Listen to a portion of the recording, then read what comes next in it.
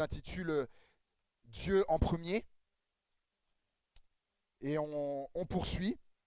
Et je pense qu'il y aura bien encore, sans compter celui-ci, il y aura bien encore deux dimanches, facile encore. C'est tellement riche, tellement riche, cette notion de Dieu en premier. Et, euh, et aujourd'hui, il a mis 3 petits points. Tiens, qu'est-ce que c'est aujourd'hui? On a vu Dieu en premier dans mes choix, mes décisions. Dieu en premier, le royaume de Dieu. Dieu en premier dans mes alliances dimanche dernier. Et là, ça va être dans mon cœur. Dieu en premier dans mon cœur. Et pour ça, donc, on va lire ensemble dans 1 Roi, un texte qu'on a vu dimanche dernier, mais qu'on n'a pas examiné sous l'angle que je vais aborder là. 1 Roi au chapitre 11.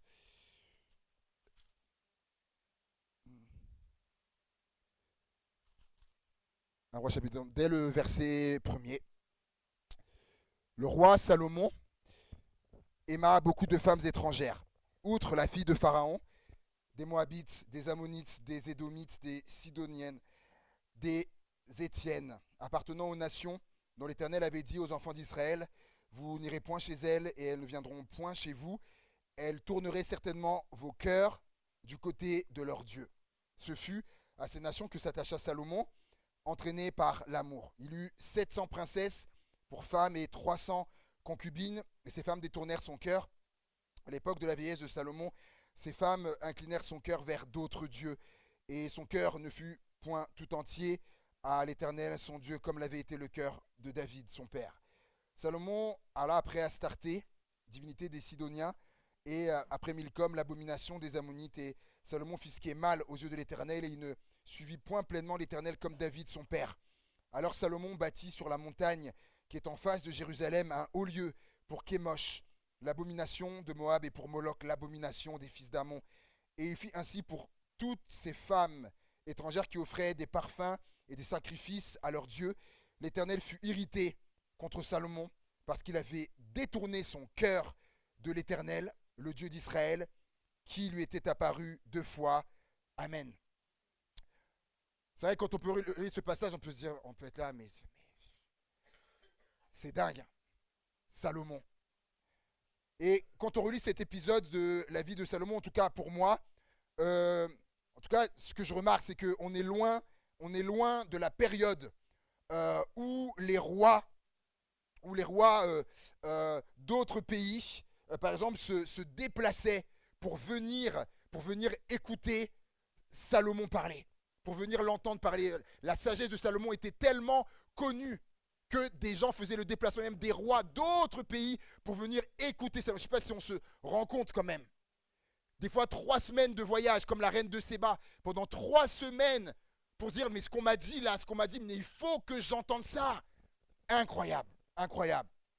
Salomon, pour parler comme les jeunes, je vous dis, c'était phénoménal l'influence qu'il avait. C'était le premier influenceur, Salomon. C'est pas le plus grand, parce que celui qui a eu la plus grande influence, c'est Jésus. Mais c'était le premier influenceur. Des gens venaient comme ça, on lui offrait même des présents, des cadeaux, de l'or, des pans, tout un tas de choses. On peut se dire, mais comment c'est possible qu'avec une telle sagesse, une telle aura, une telle influence, Salomon ait pu en arriver à faire ça, ce qu'on vient de lire. Parce que par exemple, le dieu Moloch, la divinité Moloch, dont Dieu parle, Dieu dit l'abomination de Moloch, c'était une divinité dont, par exemple, les pratiques, les gens qui adoraient ces divinités, ils faisaient passer les enfants par le feu. Leurs enfants étaient dans le feu. Et Salomon va faire des hauts-lieux pour permettre l'adoration de Moloch. Oh là, ça résonne. Ça doit être pour le zoom. En fait, la réponse, on peut se dire, mais comment il en est arrivé à faire ça? La réponse, elle est dans le mot qui est le plus cité dans ce passage. Je ne sais pas si vous avez remarqué, le mot qui est le plus cité dans le passage que j'ai lu, il y a un mot et qui revient tout le temps. C'est le mot cœur. Elles tourneraient certainement vos cœurs du côté de leur Dieu. Ces femmes détournèrent son cœur, inclinèrent son cœur vers d'autres dieux. et son cœur ne fut point tout entier l'Éternel. 4 fois. Et comme l'avait été le cœur de David, 5 fois. Et tout à la fin, Salomon, parce qu'il avait détourné son cœur de l'Éternel. Elle est là, en fait, la réponse. Ça se passe, c'est au niveau du cœur. Et c'est au niveau du cœur que ça s'est joué. Et ce fut à ces nations que s'attacha Salomon, entraîné par l'amour. Il eut 700 princesses pour femmes et 300 concubines, et ces femmes détournèrent son cœur. Alors lorsqu'on lit ça, bon, on pourrait se dire, pointer le doigt et dire, ah ben voilà, non mais voilà, en fait, mais c'est leur faute. C'est la faute des femmes, parce que David s'est dit, et ces femmes détournèrent son cœur. Mais attendez, Salomon, c'était pas un enfant, c'était pas un bébé, Salomon. Et regardez le verset 9, qu'est-ce qu'il dit au verset 9? Salomon, il avait détourné son cœur de l'Éternel. Voilà. Parce qu'il avait détourné. Salomon peut dire, oh les pharaons, non, les femmes. Salomon, du coup, il l'a bien voulu, Salomon. Et finalement, dans le cœur de Salomon, Dieu a été détrôné. Il faut comprendre. Dieu a été détrôné de sa place de premier par les femmes. Et pas qu'un peu. Et pas qu'un peu. Le roi Salomon aima beaucoup de femmes étrangères. 700 femmes, 300 concubines, 1000 au total. Oh là. Alors déjà, expliquez-moi comment tu fais. Comment tu fais pour faire de la place pour chacune dans ton cœur. Pour les 1000. Et là, je vais ouvrir un vieux débat que je vais refermer aussitôt. Des fois, on entend non, mais on peut aimer plusieurs hommes, etc. Ou plusieurs femmes. On peut aimer plusieurs femmes. Comme je dis, j'ouvre le débat et je le referme. Là, le texte dit que Salomon aima beaucoup de femmes. Tiens, il aima beaucoup de femmes.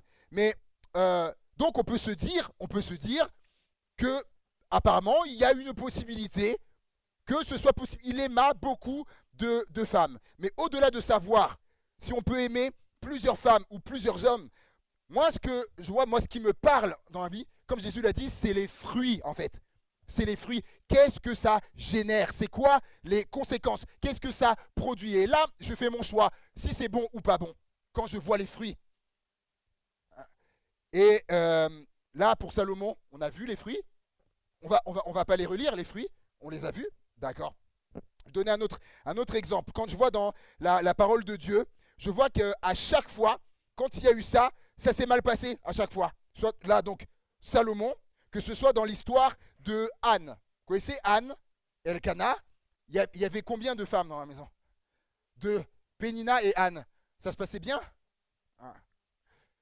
Et en fait, Pénina était moins aimée que Anne. Elkana, le mari, aimait plus Anne que Elkana. Donc, donc ça se ressentait. Et donc, Pénina, elle devait souffrir. Elle devait souffrir de ça. Et Anne, plutôt, du coup, Pénina, va lui faire du mal à Anne. Elle va lui faire du mal. Et alors que ce soit dans l'histoire de Jacob, avec Léa et Rachel. Vous irez relire l'histoire. Léa était moins aimée que Rachel. Qu'est-ce que ça amenait? Ça amenait de la concurrence, de la rivalité. Vous irez le lire, vous allez voir. Concurrence, rivalité. Vous voyez les fruits ça. Ah, mais je peux aimer plusieurs. Ah bon. Que ce soit dans l'histoire de Abraham qu'on a vu ensemble. Avec Sarah. Alors, Agar, on va dire, c'était sa femme, sa servante, mais il a quand même eu un enfant avec Agar. Et regardez ce qu'il y a eu après, du coup. Dès qu'elle se voit enceinte, elle méprise Sarah, la femme. Et quand Sarah, elle va avoir son fils, du coup, elle va dire à Abraham, je ne veux pas que le fils de la servante, je ne veux pas qu'il hérite avec mon fils. Il va lui dire, chasse-la de là. Ah, pourtant c'est elle qui avait demandé ça, non? Et on voit, en fait, moi, c'est les fruits que je vois. Et je vais vous dire, je vais rentrer dans un sujet, je sais, en plus, qui est dans ce qu'on voit dans mon pays ou dans d'autres pays. Par exemple, où on parle, même les histoires que j'ai vues où il y avait plusieurs femmes dans une maison, tous les témoignages que j'ai, en fait, j'ai toujours entendu qu'il y en avait une qui était moins aimée, qui était délaissée, qui était, comment dirais-je, moins considérée que le. Donc, tout un tas d'histoires comme ça. Et, mais c'est logique. C'est logique. Et pourquoi? Parce qu'à la base, Dieu a dit, il a dit, l'homme quittera son père et sa mère et s'attachera à ses femmes. Ah, ah, ah, ah. Vous êtes à sa femme. Bah oui, parce que, ben voilà. Ben oui, mais Dieu, il sait quand même ce qu'il fait. Ben oui, parce il y avait la place là, il y avait la place pour une. En fait, non, moi je comprends qu'il ne peut pas y avoir la place en fait, entière pour deux. Et parce que de même que, est-ce que vous avez vu, par exemple, déjà quand dans une course, il va y avoir, peu importe, marathon, peu importe, il y a le podium, je veux dire, hop, il y a le 3, 2, 1. Est-ce que même à la deuxième place, lorsque il y a une course de cyclisme, vélo, est-ce que sur le podium, vous avez déjà vu, même à la deuxième place, vous avez déjà vu deux coureurs qui sont sur la deuxième? Moi, j'ai jamais vu ça. Non. Pourquoi je dis ça? Parce que la Bible, on voit depuis des semaines que c'est Dieu en premier, n'est-ce pas? Dieu en premier. Et là, en fait, sur un podium, il n'y a pas deux personnes à la deuxième place. Il y a qu'une personne. Et alors, il n'y a pas la place, la vérité, il n'y a pas la place en fait, entière pour deux. Alors, encore moins pour 1000. Hein. Je pose la question, qui est en premier dans mon cœur? Qui est en premier dans mon cœur? Euh, Peut-être que quelqu'un pourra dire, euh, moi, dans mon cœur, bah là, on le voit pour Salomon, lui, à ce moment-là, bah, c'était les femmes. C'était les femmes. Euh, Il y a un témoignage, c'est vrai, j'ai oublié de te le redonner, du coup, Gabriel, c'est pas grave, ce sera pour une prochaine fois. Une, euh, une femme qui expliquait que dans son cœur, je l'avais envoyé il y a WhatsApp il y a 2 semaines, elle expliquait dans son témoignage que, avant de connaître Dieu, elle, en fait, c'était dans son cœur, la place en premier, c'était les hommes, en fait. Elle expliquait, c'est son témoignage, c'était les hommes. Et elle dit, je sais pas, parmi les hommes, etc. Les hommes, les hommes. Et elle dit, puis des déceptions, tout ça. Et elle explique jusqu'à ce que je rencontre Dieu. Elle raconte jusqu'à ce que je rencontre, elle s'appelle Christelle. En fait, c'est ça, elle était dans l'église où on a été pasteur à Amiens. Et en fait, elle raconte que lorsqu'elle a rencontré Dieu, et l'amour de Dieu qui a envahi son cœur, qui est venu dans son cœur, en fait, elle a réalisé que, ah, mais en fait, ce qu'elle cherchait d'abord en premier, c'était ça. Elle a réalisé, ah, mais c'était ça d'abord. C'était ça. Et après, Dieu lui a amené après un équilibre, après, du coup. Mais elle dit, oh, j'ai réalisé qu'en premier, ah, c'est Dieu. J'ai trouvé ça formidable dans son témoignage. Et peut-être quelqu'un dira, mais moi, dans mon cœur, en premier, dans mon cœur, c'est mon mari, ou c'est ma femme, ou ce sont mes enfants en premier dans mon cœur, ou c'est ma sœur, c'est ma sœur, c'est mon frère en premier dans mon cœur.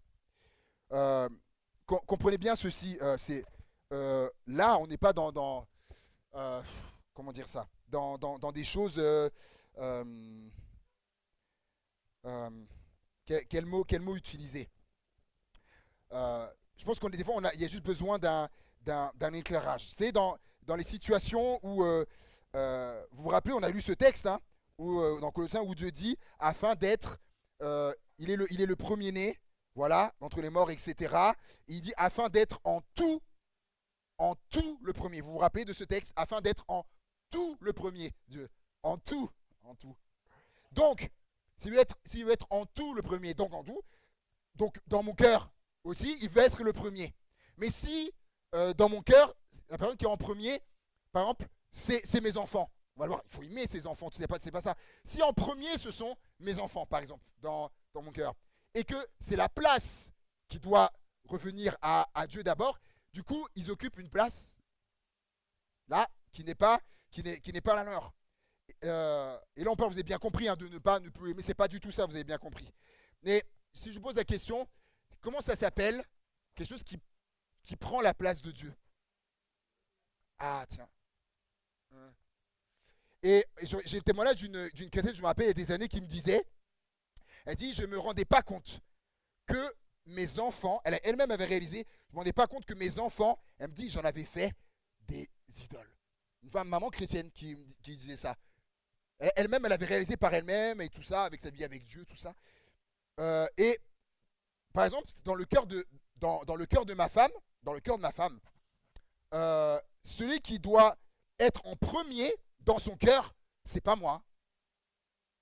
C'est pas moi qui doit être en premier dans son cœur. Ni même ses enfants, alors qu'elle aime éperdument ses enfants. En premier, c'est pas, c'est Dieu. Est-ce que, euh, pourquoi c'est pas moi? Est-ce que c'est moi qui lui ai donné la vie à ma femme? Non. C'est moi qui l'ai sauvée? Non. C'est moi qui lui ai préparé une place pour l'éternité? Non. Tout ça, c'est Dieu. C'est Dieu. C'est Dieu. Et si on pouvait faire un scan, un scan dans les cœurs, et par exemple dans son cœur, si on pouvait faire un scan, ma femme, mais je sais que si en premier, je sais qu'on y verrait Dieu, que j'y verrai Dieu. Je sais, ma femme en premier, c'est Dieu dans sa vie en premier. Et vous savez, Dieu qui doit être le premier dans nos cœurs, et Jésus le dit à sa manière. Et peut-être là, c'est pour ça que je vais expliquer, ça peut peut-être bousculer ce qui va arriver après. Jésus le dit à sa manière dans Luc, au chapitre 14, verset 26, la version de base de second, la version de base de Luc 14, 26. Il n'est pas dans cela. C'est vraiment la version de base, ça c'est les traductions qu'on va voir après. Luc 14, 26. Si quelqu'un vient à moi, et s'il... Oh là là, le mot qui suit. Certains voient ce que je vais dire. Si quelqu'un ne vient à moi, et s'il ne est... Non, non. Ah, toi, t'as l'autre version. Ah, mais bah, s'il ne est, je crois que c'est la. Toi, t'as.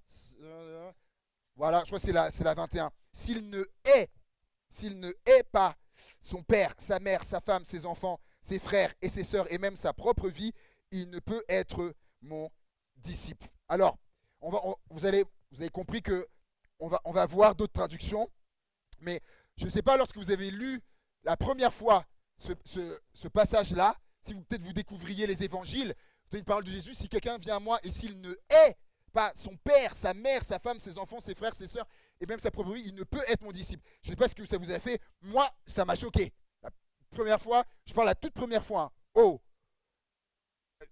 haïr. Euh, Quelqu'un me disait dernièrement, on parlait de ça, il me dit, lui aussi avait été choqué la première fois lorsqu'il avait vu ce texte.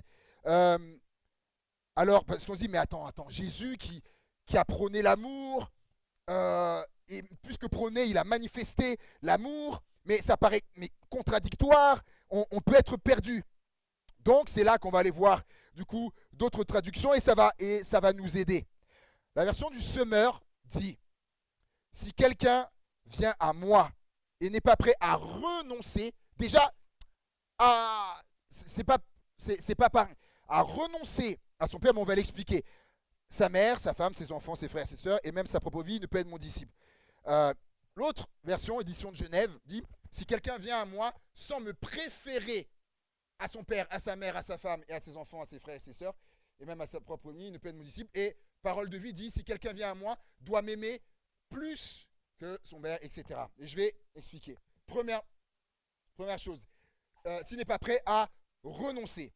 Ce qu'il faut savoir, c'est que être disciple de Jésus, c'est être prêt à renoncer, en fait, à nos proches, je vais expliquer, à renoncer à nos proches si Dieu nous le demande. Je vais expliquer. Regardez dans 1 Roi 19, verset 20. 1 Roi 19, verset 20. Renoncer, c'est pas oublier. Hein. 1 Roi 19, verset 20.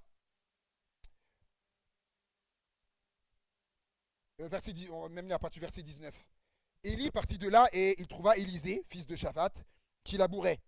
Et il avait devant lui 12 paires de bœufs et il était avec la 12e. Élie s'approcha de lui et jeta sur lui son manteau.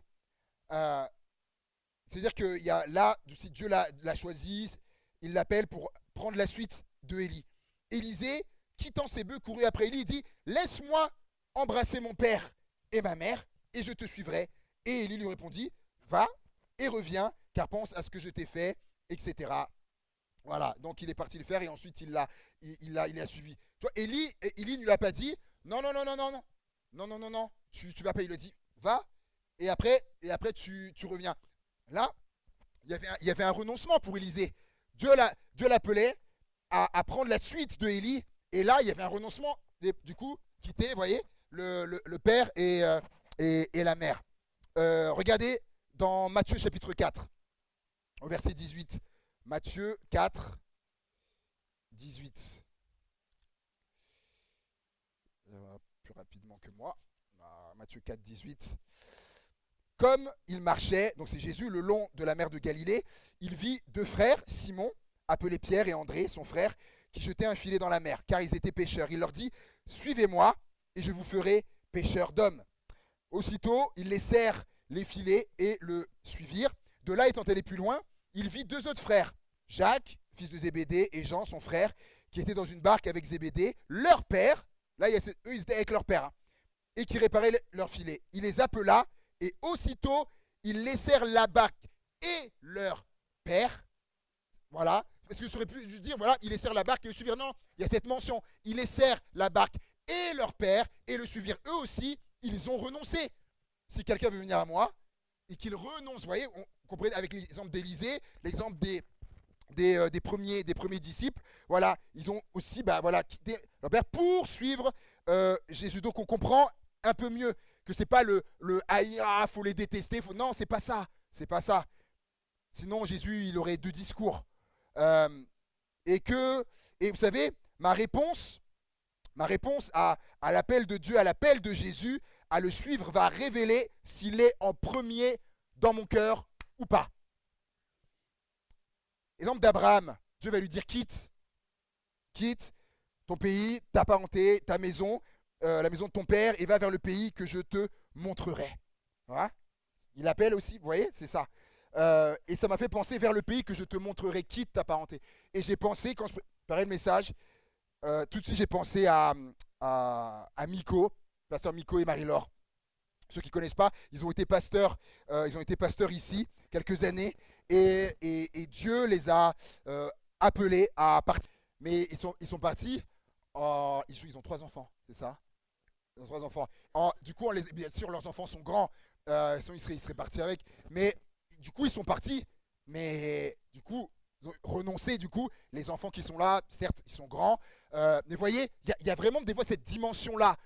Et donc, c'est ça, s'il veut être mon disciple, des fois, il pourrait arriver que s'il nous appelle ou quoi, il y a un renoncement au père, à la mère, aux enfants, etc. Tout ça.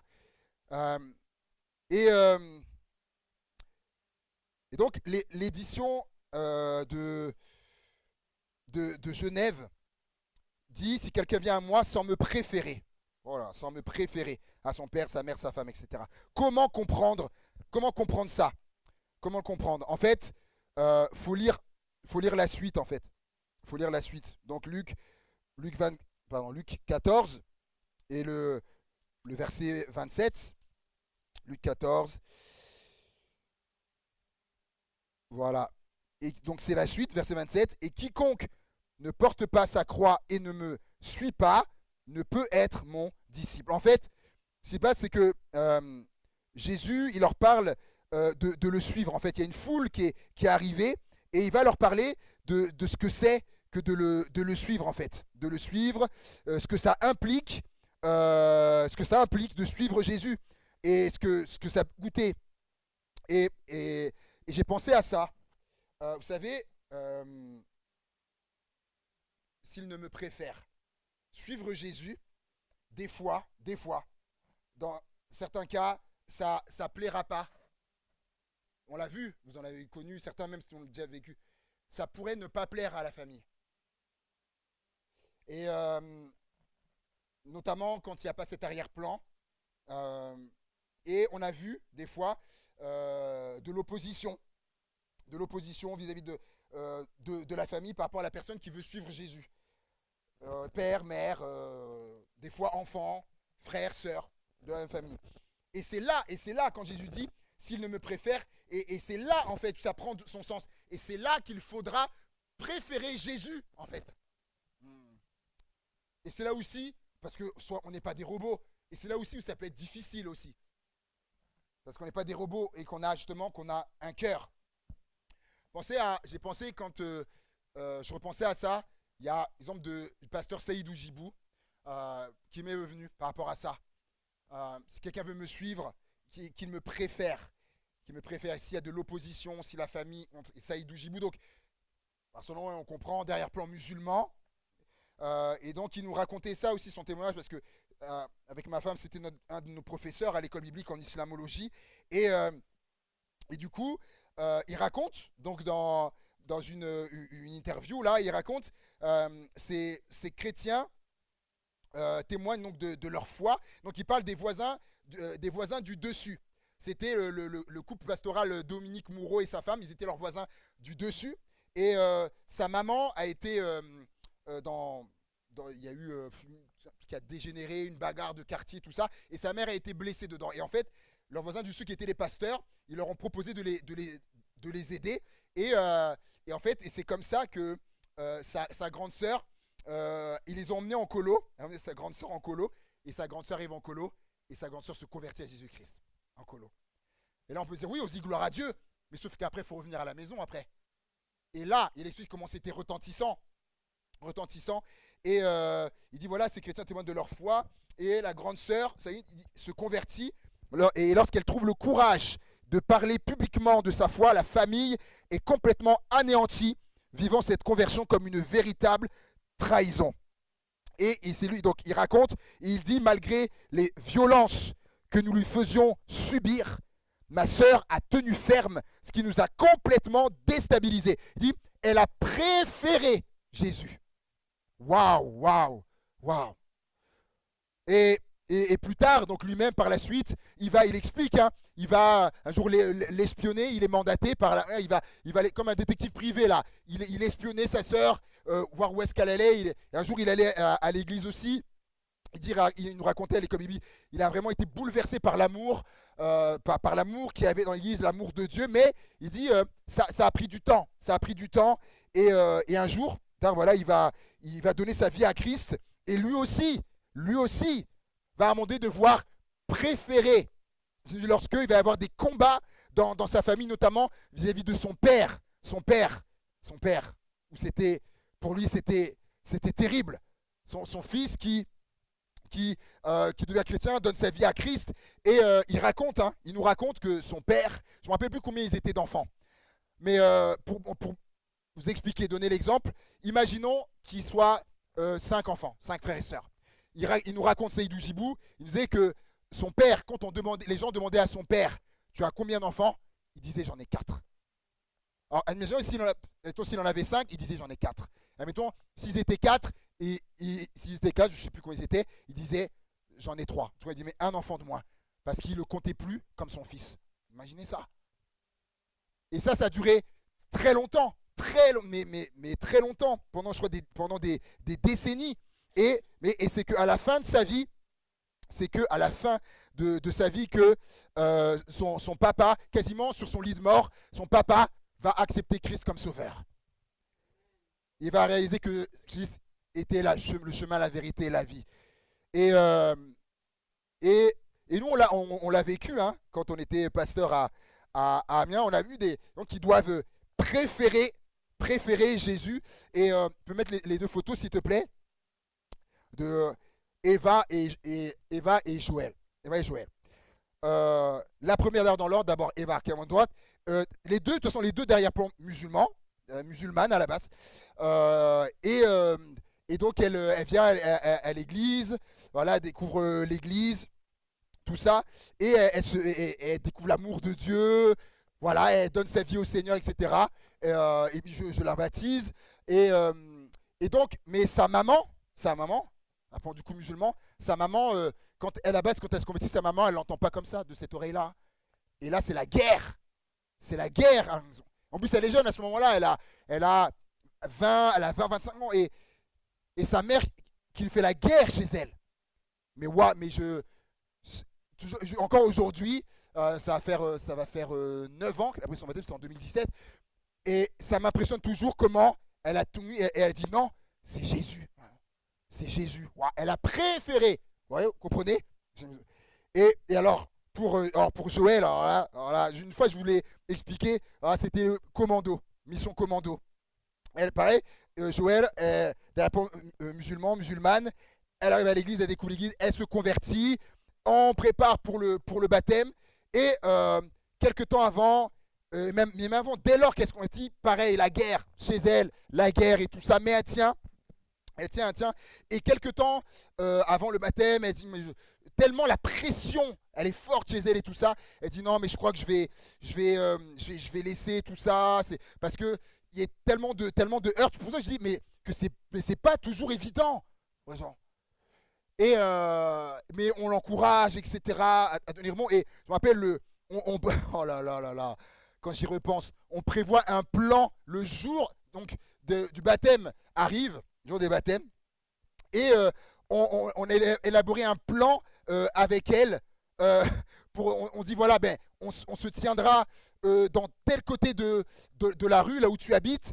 On sera sur le côté. On lui dit mais s'il faut venir te chercher, mais non, mais je pourrais pas partir, ils vont même bloquer chez moi, je pourrais pas. Il dit mais le Seigneur il aura sa solution. Nous, nous finalement on n'a pas pu y aller, quelqu'un y allait. Du coup, elle a attendu que je crois que sa maman soit je sais plus dans la cuisine, je sais plus à faire autre chose. Et là, elle s'est combinée, elle est passée, elle a pris la porte, elle est descendue, et une mission commando pour venir à l'église et le baptême et tout ça. C'est pas évident, mais elle a préféré Jésus. Et c'est juste, Jésus n'amène pas nécessairement à l'opposition par rapport à la religion. Même une famille athée, par exemple, peut s'opposer à nous. Et c'est là qu'il faudra préférer Jésus. Et si tu fais ça, tu montres que Dieu est en premier dans ton cœur. Euh, je vais aller plus loin. Vous savez, Job, pour ceux qui connaissent, dans leur terrible épreuve avec sa femme, où ils ont tout perdu. C'était l'équivalent de millionnaire. Millionnaire. Ils ont tout perdu. Euh, les enfants perdus, ils ont tout perdu, ils n'ont plus rien. Et vous imaginez la douleur et tout ça. Et sa femme, qu'est-ce qu'elle va lui dire à un moment donné? Elle va lui dire maudit Dieu et meurt, Job. Mais Job, mais il faut comprendre aussi, peut-être un jour je prêchais sur ça, mais la douleur qu'avait cette mère. Et Job va refuser. Il va refuser. Et en cela, par exemple, il va préférer Dieu. Vous voyez, vous comprenez? Par rapport à ce qu'il lui a dit. Et montrer que Dieu était en premier.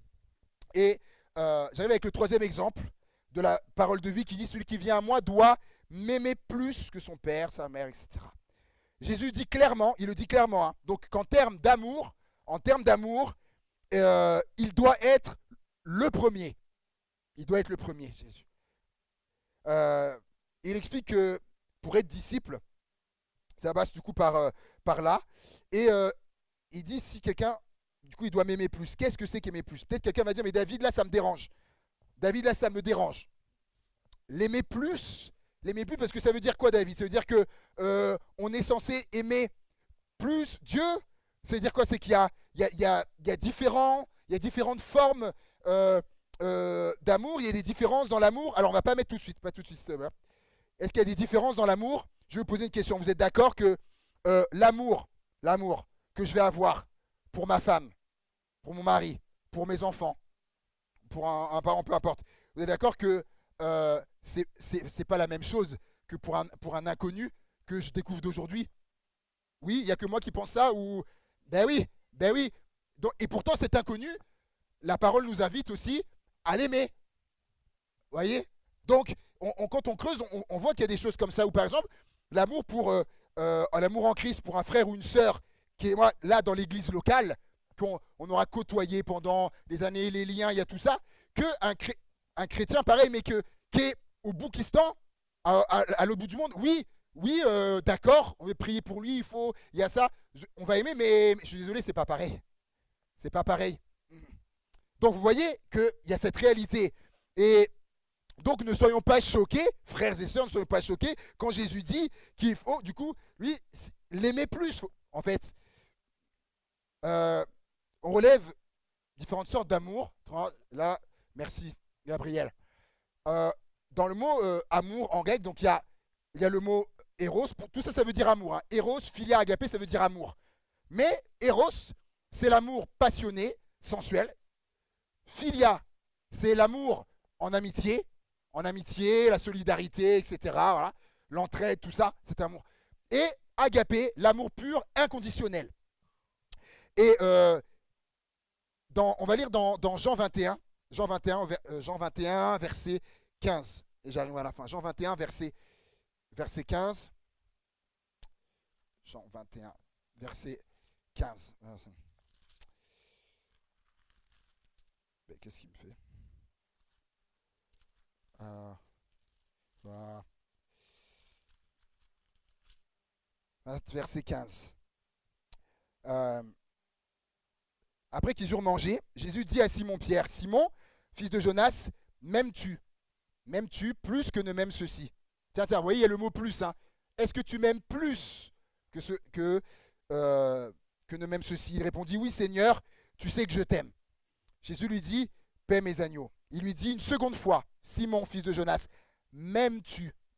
Pierre lui répondit, oui Seigneur, tu sais que je t'aime. Jésus lui dit, paie mes brebis. Il lui dit pour la troisième fois, Simon, fils de Jonas, m'aimes-tu? Pierre fut attristé de ce qu'il lui avait dit pour la troisième fois, m'aimes-tu? Et il lui répondit, Seigneur, tu sais toutes choses, tu sais que je t'aime. Alors, on lit le texte comme ça, mais il y a une nuance qui est là, et en fait, on peut la comprendre qu'avec le texte d'origine. En fait, quand Jésus lui dit, il lui demande, Pierre, est-ce que tu m'aimes? Tu vas pouvoir mettre les trois formes, s'il te plaît. Quand Jésus lui dit, Pierre, est-ce que tu m'aimes? Jésus, il utilise le mot agapé. Est-ce que tu m'aimes d'un amour pur, inconditionnel? Et quand Pierre répond, il utilise le mot philia. Ou philo. Il lui répond, tu sais que je t'aime comme un ami. Je t'aime comme un ami. Et Jésus lui redemande, est-ce que tu m'aimes? Cet amour pur, inconditionnel. Et Pierre répond, je t'aime comme un ami. En fait, et ce qu'il faut qu'on montre, c'est que, en fait, il l'invite. Il semble que Jésus essaie de le faire comprendre à Pierre qu'il doit aimer Jésus de façon inconditionnelle, cet amour pur, cet amour pur. Pas juste cet amour d'amitié. Et en fait, cet amour inconditionnel qui dépend pas des circonstances, qui ne dépend pas des conditions, d'aimer Jésus, pas que, parce qu'il était pêcheur, d'aimer Jésus, pas que quand il va à la pêche et qu'il tire, les filets sont pleins de poissons, j'aime Jésus. Non, même quand je repars de la pêche, bredouille, les filets sont vides, j'aime Jésus aussi. Et ça nous parle dans nos vies. Ça nous parle dans nos vies que quand, voilà, il y a des choses, il y a l'abondance, il y a les miracles, il y a tout un tas de choses, il y a des bénédictions, oui, j'aime Jésus, mais même aussi quand il n'y a rien, quand j'ai rien, quand il n'y a pas, là aussi j'aime Jésus. Ça, c'est agapé. L'amour pur inconditionnel. Et c'est ça, cet amour. Si quelqu'un vient à moi, il doit m'aimer plus. C'est cet amour-là, plus que son père, sa mère. Vous voyez. Et je conclue avec cette partie. Pourquoi, finalement, pourquoi Dieu en premier dans nos cœurs? Pourquoi? Marc 7, verset 20. Ça, là, les quelques ados qui sont là ce matin, ça va leur rappeler quelque chose. Marc 7, verset 20.